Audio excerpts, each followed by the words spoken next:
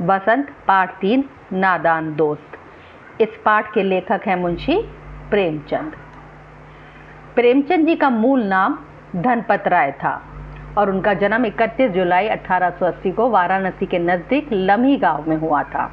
मुंशी प्रेमचंद की भाषा सहज, स्वाभाविक, व्यवहारिक और प्रभावशाली है। साहित्य के क्षेत्र में प्रेमचंद जी का योगदान बहुत ही अतुलनीय है। उन्होंने अपनी रचनाओं के माध्यम से लोगों को साहित्य से जोड़ने का काम किया है। उन्होंने हिंदी कथा साहित्य को एक नया मोड़ दिया। आम आदमी को उन्होंने अपनी रचनाओं का विषय बनाया। उपन्यास के क्षेत्र में उनके योगदान के लिए बंगाल के उपन्यासकार शरद चंद्र चट्टोपाध्याय ने उन्हें उपन्यास सम्राट कहकर संबोधित किया था। आइए अब हम इस पाठ को शुरू करते हैं। केशव के घर कार्निस के ऊपर एक चिड़िया ने अंडे दिए थे। केशव एक बच्चा था जिसके घर के ऊपर कार्निस पर यानी छज्जे पर एक चिड़िया ने जो है अंडे दिए थे। केशव और उसकी बहन श्यामा दोनों बड़े ध्यान से चिड़िया को वहां आते जाते देखा करते। केशव और उसकी बहन जो थी श्यामा दोनों बड़े ध्यान से चिड़ियाओं को वहां पर रोजाना आते और जाते देखते थे। सवेरे दोनों आंखें मलते कार्निस के सामने पहुंच जाते। सुबह जैसे दोनों भाई बहन उठते और सीधा कार्निस के सामने चले जाते और चिड़ा और चुड़िया दोनों को वहां पे बैठा पाते। उनको देखने में दोनों बच्चों को ना मालूम क्या मज़ा मिलता, दूध और जलेबी की सुध भी ना रहती। उन दोनों चिड़ा और चिड़ियों को देखने में श्यामा और केशव को पता नहीं क्या मज़ा आता। उन्हें अपने सुबह के नाश्ते का भी कोई मतलब नहीं होता। दोनों के दिल में तरह तरह के सवाल उठते। अंडे कितने बड़े होंगे, किस रंग के होंगे, कितने होंगे, क्या खाते होंगे, उनमें से बच्चे किस तरह निकल आएंगे, बच्चों के पर कैसे निकलेंगे, पर यानी पंख कैसे निकलेंगे, घोंसला कैसा है। लेकिन इन बातों का जवाब देने वाला कोई नहीं था। ना अम्मा को अपने घर के काम धंधों से फुर्सत थी, ना बाबूजी को पढ़ने लिखने से। यानी दोनों बच्चे आपस में ही इतने सारे सवालों के जवाब आपस में एक दूसरे से पूछते और आंसर भी एक दूसरे को खुद ही दे देते, क्योंकि मम्मी और पापा दोनों को अपने कामों से फुर्सत नहीं थी। दोनों बच्चे आपस में ही सवाल जवाब करके अपने दिल को तसल्ली दे लिया करते थे। श्यामा कहती, क्यों भैया बच्चे निकलकर फुर से उड़ जाएंगे। वो अपने भाई से कहती, भैया बच्चे जो हैं चुपचाप से निकलेंगे और फुर से उड़ जाएंगे। केशव विद्वानों जैसे गर्व से कहता। केशव क्योंकि उससे उम्र में बड़ा था तो अपने आप को थोड़ा सा इंटेलिजेंट समझकर बड़े गर्व से कहता, अरे नहीं री पगली, पहले पर निकलेंगे। यानी पहले क्या निकलेंगे, पहले पंख निकलेंगे। बगैर परों के यानी बगैर पंखों के बेचारे कैसे उड़ेंगे। श्यामा, बच्चों को क्या खिलाएगी बेचारी। अब श्यामा को एक और टेंशन हो गई कि क्योंकि खुद ही छोटी सी चिड़िया है और जब बच्चे निकल जाएंगे तो वो चिड़िया छोटी सी अपने बच्चों को खिलाएगी क्या। केशव इस पेचीदा सवाल का जवाब कुछ ना दे सकता था। इस तरह 3-4 दिन गुजर गए। दोनों बच्चों की जिज्ञासा दिन ब दिन बढ़ती जाती थी। अंडों को देखने के लिए वे अधीर हो उठे, बड़े व्याकुल बेचैन से हो उठे। उन्होंने अनुमान लगाया कि अब ज़रूर बच्चे निकल आए होंगे। अपनी तरफ से उन दोनों बच्चों ने सोचा अब 3-4 दिन हो गए, 100% जो है अब इन अंडों में से बच्चे निकल आए होंगे। बच्चों के चारे का सवाल अब उनके सामने आ खड़ा हुआ था। अब उन बच्चों के सामने ये था कि चिड़िया के जो बच्चे हैं अगर वो निकल आएंगे तो अब वो बेचारे दाना खाएंगे कहाँ से। चिड़िया बेचारी इतना दाना कहाँ पाएगी कि सारे बच्चों का पेट भरे। गरीब बच्चे भूख के मारे चू चू करके मर जाएंगे। इस मुसीबत का अंदाज़ा करके दोनों घबरा उठे। दोनों ने फैसला किया कि कार्निस पर थोड़ा सा दाना रख दिया जाए। श्यामा खुश होकर बोली, अब तो चिड़िया को चारे के लिए कहीं उड़कर ना जाना पड़ेगा। दोनों ने आपस में डिस्कस किया और बाद में ये डिसाइड हुआ कि अपन क्या करते हैं, कार्निस के ऊपर ही थोड़ा सा दाना रख देते हैं। जब दाना ऊपर ही रहेगा तो चिड़िया को कहीं जाने की ज़रूरत ही नहीं है, वहीं से दाना खाएगी और अपने बच्चों को भी खिला देगी। केशव, नहीं तब क्यों जाएगी। तो उसने कहा, जब हम दाने ऊपर रख ही देंगे तो फिर वो जाएगी क्यों। श्यामा, क्यों भैया बच्चों को धूप ना लगती होगी। अब श्यामा के दिमाग में एक और सवाल आ गया कि अब धूप लगती होगी बच्चों को, क्योंकि अंडे तो सीधा धूप में पड़े हैं, ऊपर कार्निस पर क्यों सीधी धूप की रोशनी वहाँ पे आती है। केशव का ध्यान इस तकलीफ की तरफ ना गया था। बोला, ज़रूर तकलीफ़ हो रही होगी, बेचारे प्यास के मारे तड़पते होंगे। उसने कहा, इतनी तेज़ धूप पड़ी तो उन बच्चों को बेचारों को प्यास भी लगती होगी और उस प्यास के मारे वो तड़पते होंगे। ऊपर छाया भी तो कोई नहीं। आखिर यही फैसला हुआ, आखिर में यही डिसाइड हुआ कि घोंसले के ऊपर कपड़े की छत बना देनी चाहिए। पानी की प्याली और थोड़े से चावल रख देने का भी प्रस्ताव स्वीकृत हो गया। दोनों बच्चों ने लास्ट में डिसाइड किया कि ऊपर कपड़े की छत बना देंगे, थोड़े से चावल रख देंगे प्याली में और एक प्याली में थोड़ा सा पानी रख देंगे। दोनों बच्चे बड़े चाव से काम करने में लगे। श्यामा माँ की आंख बचाकर मटके से चावल निकाल लाई। केशव ने पत्थर की प्याली का तेल चुपके से जमीन पर गिरा दिया और उसे खूब साफ करके उसमें पानी भरा। अब चांदनी के लिए कपड़ा कहाँ से आए? चांदनी यानी अब शेड के लिए कपड़ा कहाँ से आए? फिर ऊपर बगैर छड़ियों के कपड़ा ठहरेगा कैसे? और छड़ियाँ खड़ी कैसे होंगी? अब नेक्स्ट दिक्कत उनके सामने ये थी कि पहले तो कपड़ा कहाँ से आए, अगर कपड़ा आ भी जाता है तो छड़ियों के बिना कपड़ा खड़े लगेगा कैसे? अगर छड़ियाँ मिल जाती हैं तो छड़ियाँ खड़ी कैसे होंगी? केशव बड़ी देर तक इन्हीं सवालों के उधेड़-बुन में लगा रहा। आखिरकार उसने यह मुश्किल भी हल कर दी। श्यामा से बोला, जाकर कूड़ा फेंकने वाली टोकरी उठा लाओ। अम्मा जी को मत दिखाना, जाओ जाके कूड़े जिसमें फेंकते जिस टोकरी में उसे उठा लाओ और अम्मा जी को उस टोकरी को मत दिखाना। श्यामा बोलती है, भैया वह तो बीच से फटी हुई है, उसमें से तो धूप ना जाएगी। उसने कहा, वो तो बीच में से, उसमें तो एक होल है, उस होल में से धूप नहीं चली जाएगी। केशव ने झुंझला कर कहा, तू टोकरी तो ला, मैं उसका सुराग बंद करने की कोई हिकमत निकालूंगा। उसने कहा, जा तू टोकरी लिया, उसके बीच में जो होल है उसको बंद करने की कोई ना कोई मैं तरकीब निकाल लूंगा, कोई ना कोई मैं आइडिया निकाल ही लूंगा। श्यामा दौड़कर टोकरी उठा लाई। केशव ने उसके सुराग में थोड़ा सा कागज ठूस दिया, जो होल हो रहा था उस टोकरी में उसने क्या किया, एक कागज लिया, उसको रोल अप किया और उस टोकरी के होल में ठूस दिया। तो तब टोकरी को एक टहनी से टिकाकर बोला, देख ऐसे ही घोंसले के ऊपर इसकी आड़ कर दूंगा, ऐसे ही सेम ऐसे ही जैसे मैंने लगाया है सेम ऐसे ही ऐसी आड़ जो है शेड कर दूंगा उस घोंसले के ऊपर, तब कैसे धूप जाएगी। श्यामा ने दिल में सोचा, भैया कितने चालाक हैं। गर्मी के दिन थे, बाबूजी दफ्तर गए हुए थे। अम्मा दोनों बच्चों को कमरे में सुलाकर खुद भी सो गई थी, लेकिन बच्चों की आंखों में आज नींद कहाँ। अम्मा जी को बहलाने के लिए दोनों दम रोके आंखें बंद किए मौके का इंतजार कर रहे थे।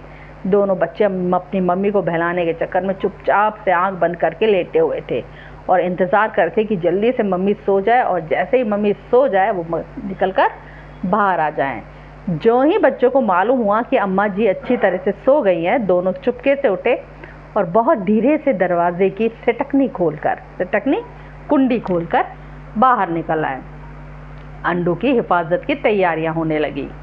केशव कमरे से एक स्टूल उठा लाया, लेकिन जब उससे काम न चला तो नहाने की चौकी लाकर स्टूल के नीचे रखी और डरते डरते स्टूल पर चढ़ा।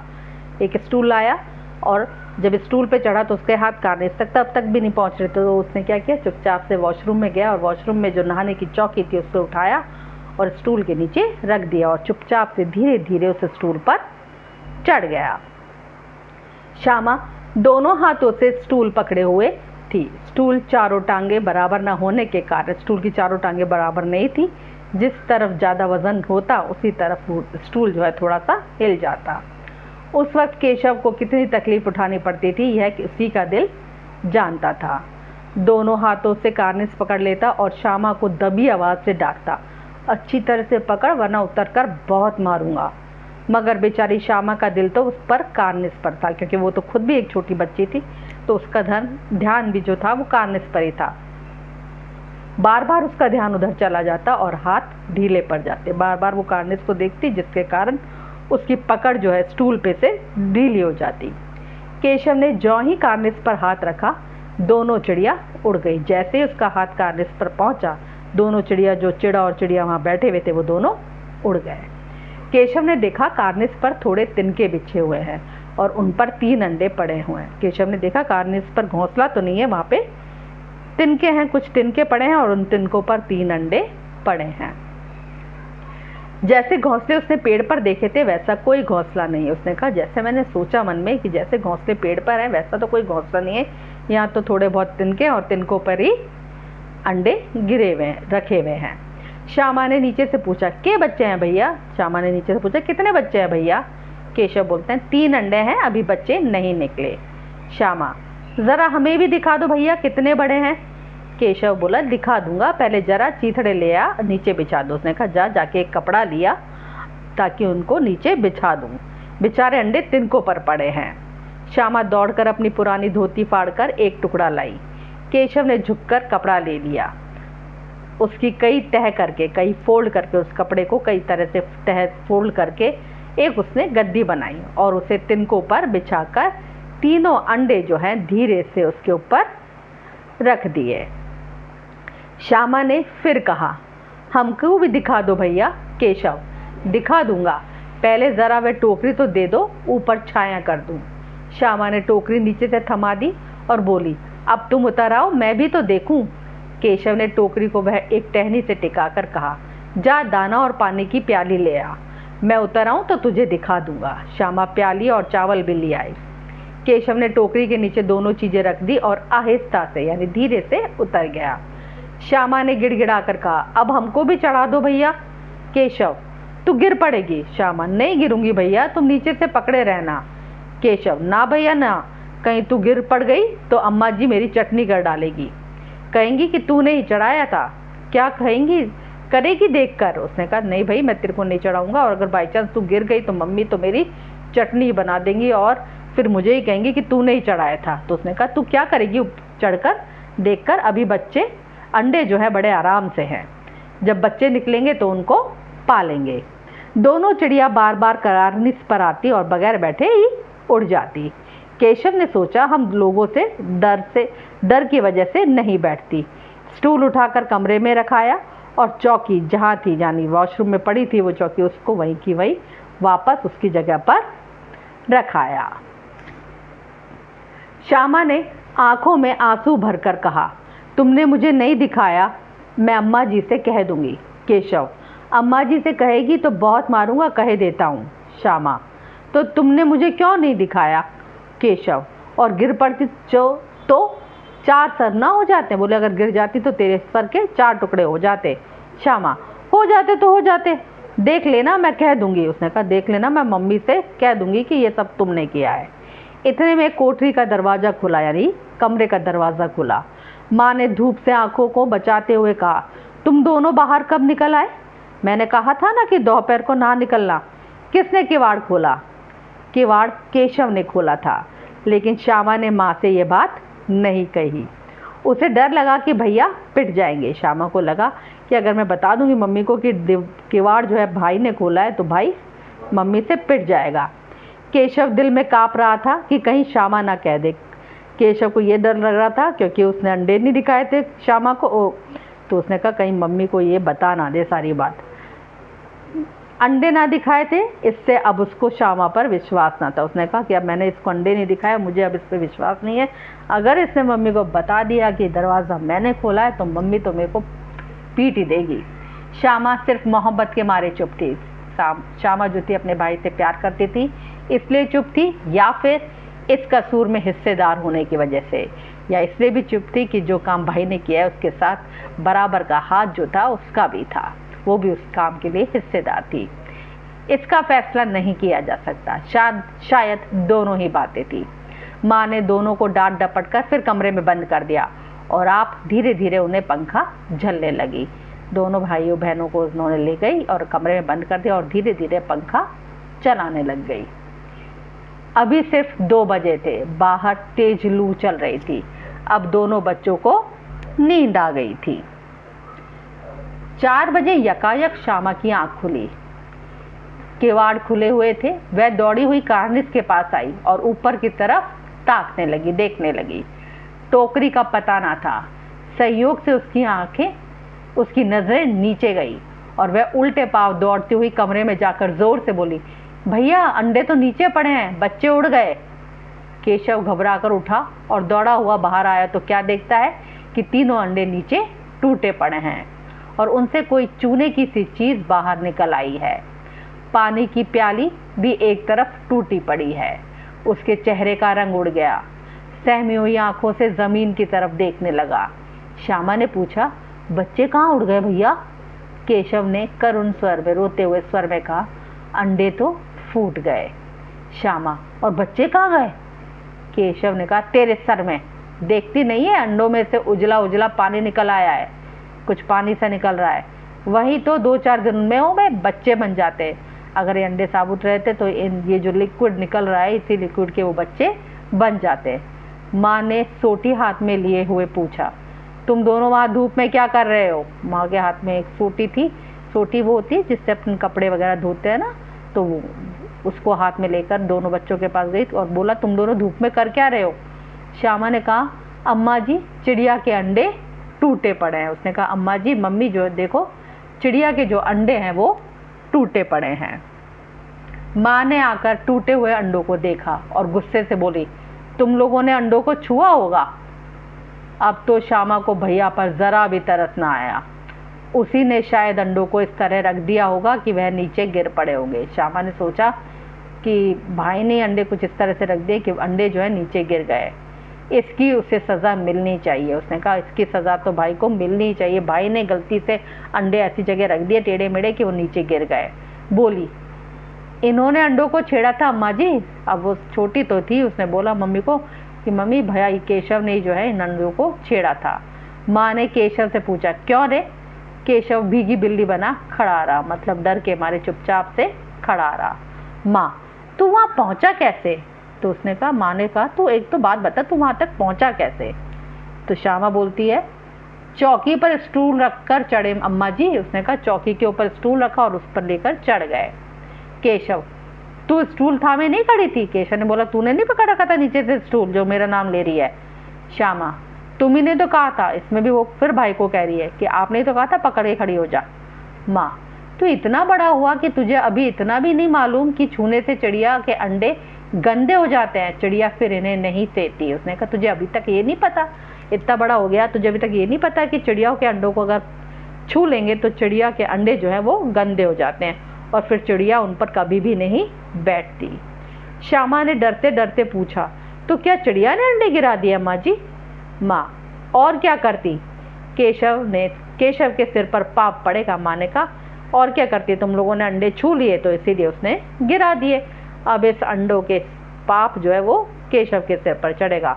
हाय हाय, 3 जाने ले ली दुष्ट ने। केशव रोनी सूरत बनाकर बोला, मैंने तो सिर्फ अंडों को गद्दी पर रख दिया था अम्मा जी। माँ को हंसी आ गई, मगर केशव को कई दिनों तक अपनी गलती पर अफसोस होता रहा। अंडों की हिफाजत करने के जोग में, मतलब तैयारी, अंडों की हिफाजत करने के चक्कर में उसने उनका सत्यानाश कर डाला। इसे याद कर वह कभी कभी रो पड़ता था। दोनों चिड़िया वहाँ फिर ना दिखाई दी। आइए अब इस पाठ के प्रश्न उत्तर करते हैं। अंडों के बारे में केशव और श्यामा के मन में किस तरह के सवाल उठते थे? वे आपस में ही सवाल जवाब करके अपने दिल को तसल्ली क्यों दे दिया करते थे? बाल मन जिज्ञासाओं से भरा होता है। उन्होंने पहले कभी अंडे नहीं देखे थे। उनके घर वालों ने भी उनको अंडों के बारे में कोई जानकारी नहीं दी थी। उनको पता नहीं था कि अंडों का आकार कितना होगा, अंडे किस रंग के होते हैं, उनमें बच्चे कैसे पैदा होती हैं, वो क्या खाते हैं, उनका घोंसला कैसा होता है। बच्चों के मन में इस तरह के सवाल जो थे वो स्वाभाविक थे। केशव ने श्यामा से चिथड़े, टोकरी और दाना पानी मंगाकर कार्निस पर क्यों रखे थे? कार्निस पर चिड़िया के अंडे थे। केशव और श्यामा ने सोचा कि अंडों से बच्चे निकल कर आए होंगे, उन्हें धूप से बचाने के लिए छत बनानी थी, इसलिए टोकरी मंगाई। चिथड़ों से उन्होंने उनके लिए गद्दी बनाई। दाना और पानी मंगाकर उनकी भूख मिटाने का प्रबंध किया। प्याली में खाने के लिए दाना और पानी रख दिया गया। केशव और श्यामा ने चिड़िया के अंडों की रक्षा की या नादानी? केशव और श्यामा ने अपनी ओर से तो अंडों की रक्षा करनी चाहिए, पर यह उनकी नादानी सिद्ध हुई। चिड़िया अपने अंडों की रक्षा स्वयं कर सकती थी। बच्चों ने अंडों की रक्षा करने के प्रयास में उन्हें छूकर गंदा कर दिया था। उन्हें नहीं मालूम था कि यदि वे अंडों को छू लेंगे तो चिड़िया जो है उन्हें छोड़ देगी। वास्तव में तो वे अंडों की रक्षा करना चाहते थे, लेकिन नादानी में रक्षा में हत्या हो गई। केशव और श्यामा ने अंडों के बारे में क्या क्या अनुमान लगाए? यदि उस जगह तुम होते तो क्या अनुमान लगाते और क्या करते? केशव और श्यामा ने अनुमान लगाया कि अब उन अंडों से बच्चे निकल आए होंगे। चिड़िया इतना दाना कहाँ से लाएगी? गरीब बच्चे चूं चूं करके ही मर जाएंगे, उन्हें धूप में भी कष्ट हो रहा होगा। यदि केशव और श्यामा की जगह हम लोग होते तो हम अनुमान लगाते कि कोई जानवर या अन्य जीव जंतु अंडों तक नहीं पहुंच जाए। कार्निस तक कोई जानवर ना पहुंचे इसका प्रयास करते। हम अंडों के साथ छेड़छाड़ नहीं करते। चिड़िया के लिए दाना हम कार्निस पर रखने की जगह नीचे जमीन पर ही बिखेर देते। माँ के सोते ही केशव और श्यामा दोपहर में बाहर क्यों निकल आए? माँ के पूछने पर भी दोनों में से किसी ने किवाड़ खोलकर दोपहर में बाहर निकलने का कारण क्यों नहीं बताया। माँ के सोते ही केशव और श्यामा दोपहर में बाहर इसलिए निकल आए क्योंकि वही समय ऐसा था जब वे बाहर आकर चुपचाप चिड़िया के बच्चे को देख सकते थे। माँ उनको देख लेती तो अंडों को हाथ ना लगाने देती। माँ के पूछने पर पिटाई के डर से दोनों में से यानी केशव और श्यामा दोनों में से किसी ने बाहर निकलने का कारण नहीं बताया। यहीं पर हमारा ये पाठ समाप्त होता है।